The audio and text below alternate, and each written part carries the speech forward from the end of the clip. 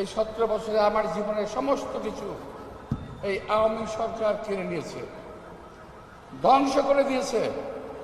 আমি না, শুধু আমার মতো বাংলাদেশে বহু নেতা কর্মীর জীবন শেষ করে দিয়েছে,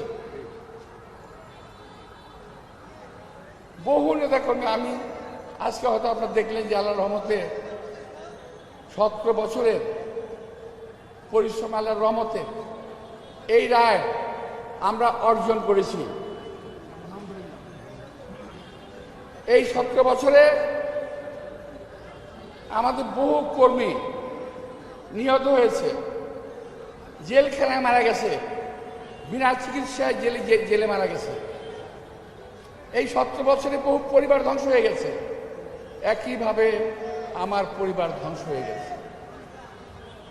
আমি যখন আল্লাহর কাছে দোয়া করি, নামাজ পড়ি, আমি পরম দয়ালু করুন আল্লাহ তাআলার কাছে আমি দোয়া করি, কামনা করি, আল্লাহ আমার যে বিক্ষিপ্ত পরিবারটাকে একত্রিত করে দেয়, আমার পরিবারটা ছিন্ন বিচ্ছিন্ন হয়ে, আমার এই বিক্ষিপ্ত পরিবারটাকে একত্রিত করে দেয়। এটার হলো না।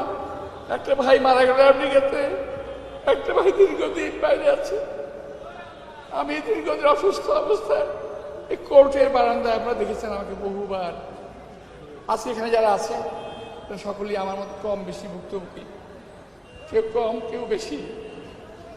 আমি বিশ্বাস করি আল্লাহর যে রহমত, আল্লাহর যে বিচার, এই বিচার থেকে কোনো মানুষ রেহাই পাবে না।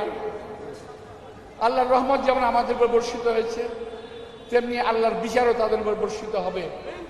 ওরা যে যেখানে আছে ওখানেই শাস্তি পাবে।